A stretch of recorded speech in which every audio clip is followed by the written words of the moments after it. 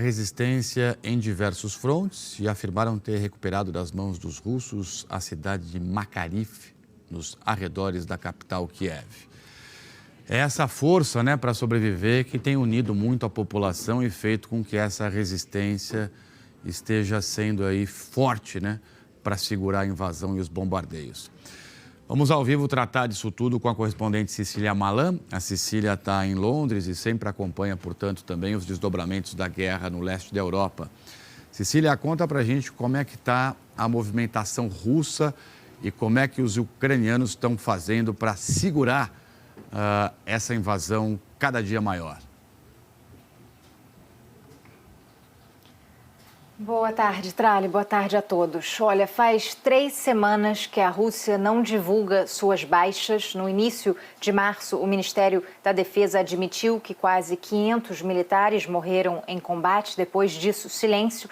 Parece segredo de Estado. Autoridades ucranianas falam em 15 mil russos mortos. Os americanos calculam mais de 7 mil. Na maior cidade ucraniana capturada até agora, Kherson, moradores foram às ruas pelo 2º dia seguido para protestar contra a ocupação. Soldados russos reagiram com tiros para o alto e bombas de efeito moral, o que está sendo considerado uma escalada na repressão. Segundo o Ministério do Exterior da Ucrânia, 300 mil pessoas correm o risco de ficar sem comida e sem remédios na cidade, porque a Rússia não está permitindo a chegada de ajuda humanitária e nem a retirada de civis por corredores humanitários. Mesmo assim, na atualização diária que faz sobre a guerra, o Ministério da Defesa aqui do Reino Unido afirma que as forças russas parecem estar paradas, estagnadas, com ganhos limitados. Já o exército ucraniano afirma que o inimigo só tem munição e combustível para mais 3 dias e que a principal fábrica de reparo de tanques do exército russo parou de funcionar por causa da falta de peças que são importadas. Um assessor do presidente Volodymyr Zelensky afirmou que uma invasão da capital Kiev seria um suicídio para os russos. Ele ainda previu o fim das hostilidades entre 2 e 3 semanas. Já o Kremlin afirmou hoje que gostaria que as conversas em andamento fossem mais produtivas e substanciais, sem indicar que concessões a Rússia estaria disposta a aceitar. Zelensky vem dizendo que a única saída para essa guerra é por negociação, mas Putin ainda não aceitou se encontrar com ele, prefere continuar insistindo na guerra. Os bombardeios russos estão dizimando o complexo industrial e a infraestrutura de Mariupol. 90% dos prédios já foram destruídos ou danificados. A batalha pelo controle da cidade portuária é impiedosa. As forças russas ganharam o reforço de tropas da Chechênia. O líder checheno Ramzan Kadyrov, que se autodenomina soldado de Putin, postou um vídeo dizendo que vai conquistar bairro por bairro e que vai liberar a cidade inteira do domínio do que ele chama de nacionalistas ucranianos. Mais de 100 mil pessoas ainda tentam sobreviver em Mariupol. Sair é arriscado, ficar também. O governo em Kiev diz que não se chegou a um acordo com os russos para abrir um corredor humanitário hoje para a retirada de civis. Ontem, 3 mil moradores conseguiram escapar da terra arrasada. Quem sai descreve situações dramáticas, como crianças morrendo de sede e valas coletivas. Aviões russos nos sobrevoavam a cada 5 segundos, diz Victoria, e bombas eram lançadas contra prédios residenciais, jardins de infância, escolas de arte, tudo quanto era lugar. 2 jornalistas da agência de notícias Associated Press fizeram um relato de como é documentar a agonia da cidade. O videojornalista Mstislav Chernov contou que ele e o fotógrafo Evgeny Maloletka estavam sendo caçados pelos russos.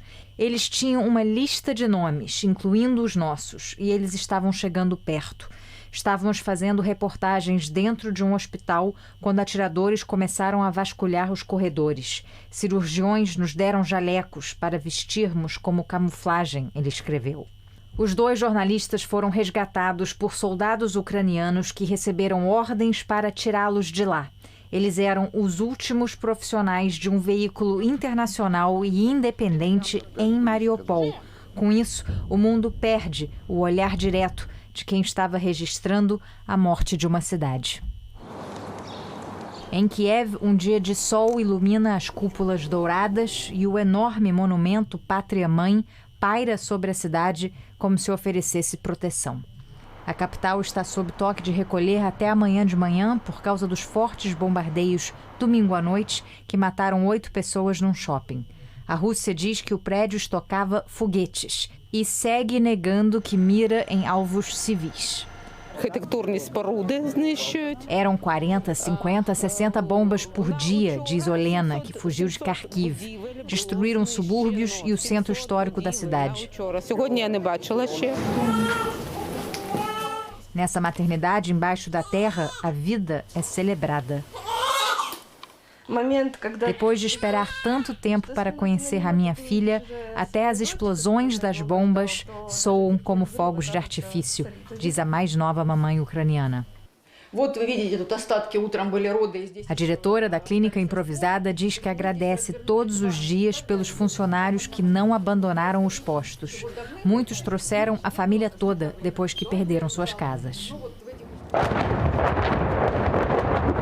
Segundo as contas do ministro da Saúde da Ucrânia, desde o início da invasão russa, há quase um mês, 10 hospitais já foram totalmente destruídos e muitos outros correm o risco de ficar sem remédios e suprimentos por causa de combates próximos e dos cercos. É uma catástrofe em cima da outra. A pandemia já tinha aumentado a fome global. Agora, o Programa Mundial de Alimentos das Nações Unidas diz que a guerra também está dificultando as operações para matar a fome de milhões de pessoas ao redor do mundo. Ucrânia e Rússia respondem por 30% das exportações mundiais de trigo, 20% de milho. Como a guerra atrapalha a produção, o preço dessas matérias-primas sofre pressão. Além disso, as sanções impostas ao petróleo e ao gás russos por causa da invasão elevaram o preço da energia, limitando a chegada de comida aos mais vulneráveis. Consequências que serão sentidas em todos os países, até os mais distantes. Agora, nada que se compara, né, ao sofrimento do povo lá dentro da própria Ucrânia, né? Cidades inteiras devastadas. Mariupol, por exemplo, segundo a própria ONU, mais de 80% das construções, dos prédios, das casas, tudo destruído. O presidente da Ucrânia, Volodymyr Zelensky, disse para o parlamento da Itália que o objetivo da Rússia é avançar para o resto do continente europeu. Ele também pediu ao Papa Francisco para mediar esse conflito.